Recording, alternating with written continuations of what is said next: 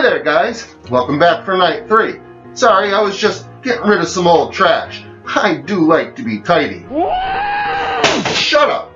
But if you want to help me get rid of this, then by all means, come along while I bury your minds with tonight's little terror tale, Bag of Bones.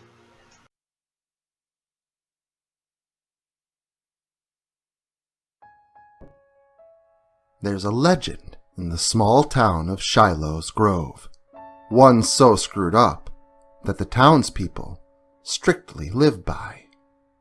Do not enter the cemetery on Hallows Eve, for if you do, Shiloh will leave a bag of bones in your bed that night.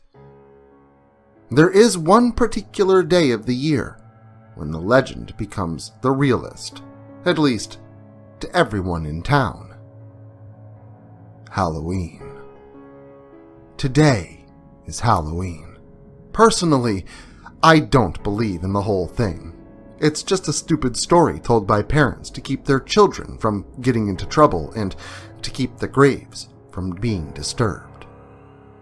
My parents are currently at a party, a way to hang out with their friends and not have to deal with passing out candy to the little kids trick-or-treating. I'm getting dressed, packing up my bags, and getting ready to go out with my friends. They have no idea what I have planned for them. The traditional sense of the holiday isn't for me.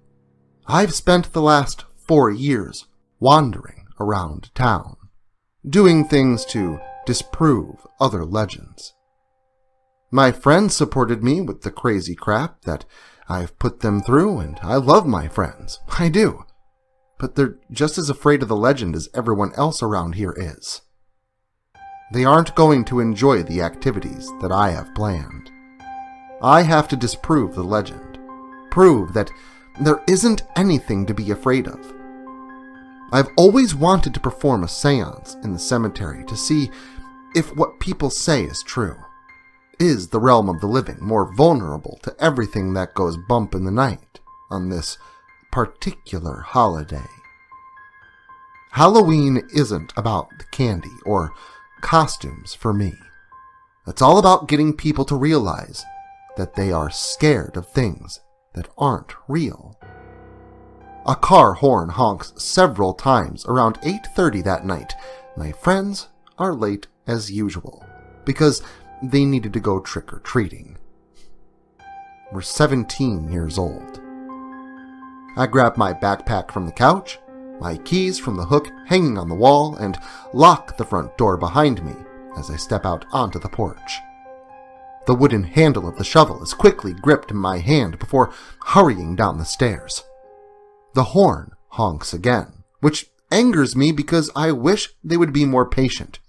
"Come on, Sam! We haven't got all night," one yells. "Yes, we do. Get out of the car. We're walking." I shake my head. My friends get out of the car, the look on their faces one of curiosity. Oh, my friends, this will be one night they won't forget.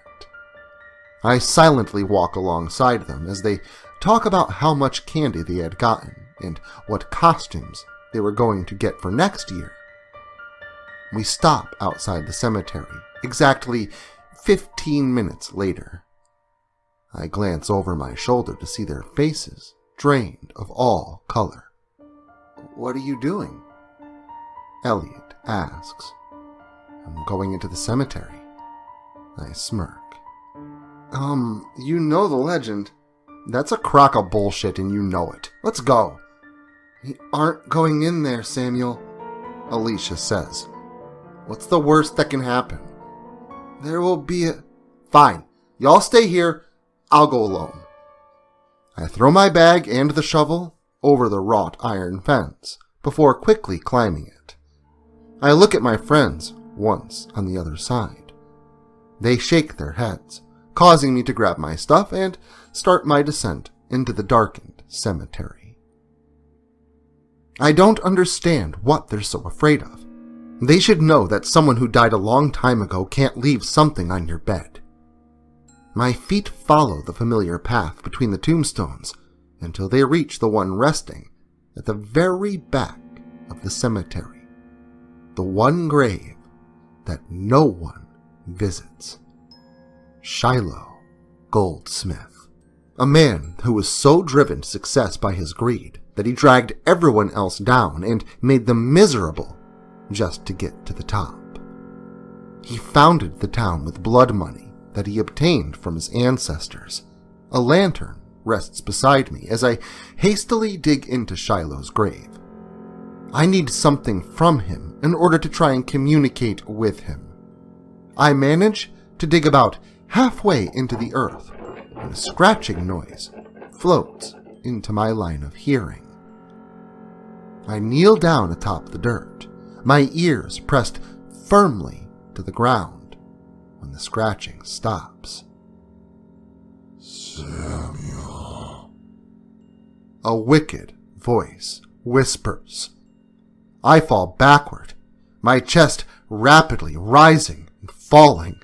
I'm paralyzed with fear at the word I had just heard from a long way beneath the ground. The scratching continues once more, causing me to jump to my feet. A hand bursts through the dirt and grabs a hold of my left ankle.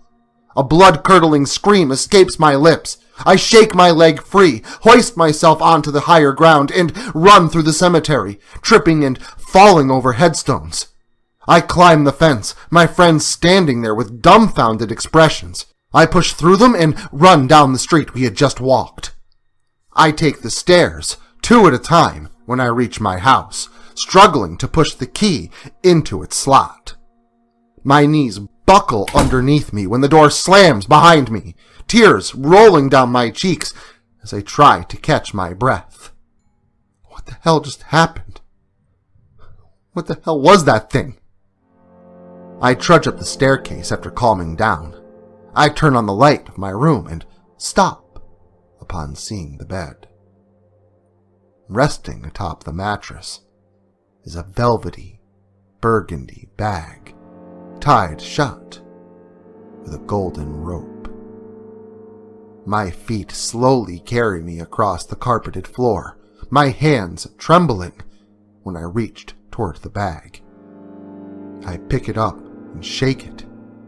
Something inside of it rattles, causing my eyes to widen.